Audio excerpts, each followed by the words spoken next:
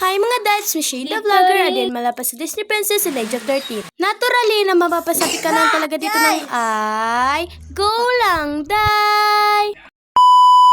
Ngayon nga is naturally a day in my life ko na naman talaga. Hayaan nyo na lang yung background music ko. By the way, kung nakikita nyo sa buhok ko, kumukulot-kulot talaga siya. Ewan ko ba anong nangyari dito. So ngayon nga is maglalaba na naman nga pala ako. For the real, dapat kasi Sabado ko pa to i-upload kaso nga ngayon ko pa nga lang siya na-edit. Sa dahilan nga na nabisi na po din yung Disney Princess. And kay maya-maya pa man ako maglalaba, naghugas muna ako ng mga pinggan namin. Sinabayan ko na nga yan ng kanta para nga hindi ako mabored. Ay, ano raw? Char. Maya-maya nga po is nag-ready na nga po pala ako ng mga labahin ko. I mean, nanggagamitin ko pala sa paglaba. And then, nag-start na rin po pala ako sa paglaba. Ako nga lang po mag-isa munang maglalaba kasi nga po nakabantay si mama kay Bibi. Kasi kaya ko naman ito mag-isa eh. We're not rich naman para pamangitag katulong, diba? Dungog ba kayang background music na ako? Kay Rana, oy, effect Rana. Ay, effect! Sus, maya-maya, umulan nga. Kaya na-stop muna ako sa paglalaba. Nakikita nyo naman siguro na umuulan talaga.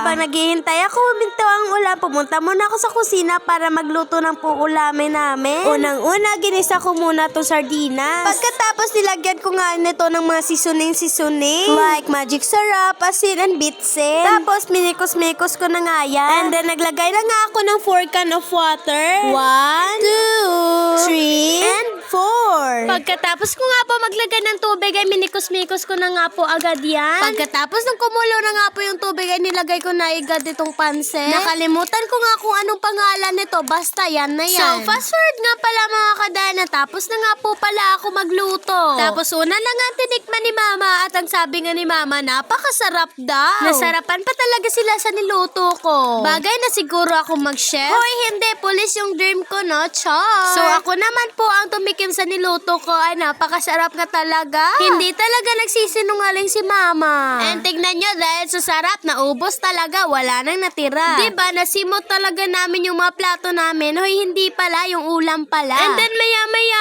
nakita ko to si Bibi nakadapa. Joke, pinadapa ko talaga yan siya para makaburp. Kasi nga, kakadede niya nga lang po yan. And kung nakikita nyo nga si mama na kinukuha niya muna yung mga sinampay. Ang purpose ka ni mama kaya niya kinukuha yung mga tuyong sinampay para nga sa mga hanger. Ay, para sa mga hanger, kukunin pala yung mga hanger. Tapos nga yung kapatid ko ay pinangtigom-tigom nga itong mga hanger kasi nga ilalabas nga. Pagkatapos siya ilabas sa lahat ng mga hanger ay nagtupi na nga yan siya. Tapos tignan nyo mga kanay, magsasampay na sana kami. Kaso lang bumitaw na agad ito sampayan namin. Kaya inayos muna sa inyo ang Disney Princess. Kasi kaya ko naman ito mag-ayos kahit napakatigas. Oh, diba? Umakyat pa yan siya. Kulang na lang umakyat siya sa pinakamataas. Pinakamataas. So fast forward tapos na nga po pala kami magsampay. So hanggang dito na nga lang po pala ang gaganapan ko. Thank you for watching!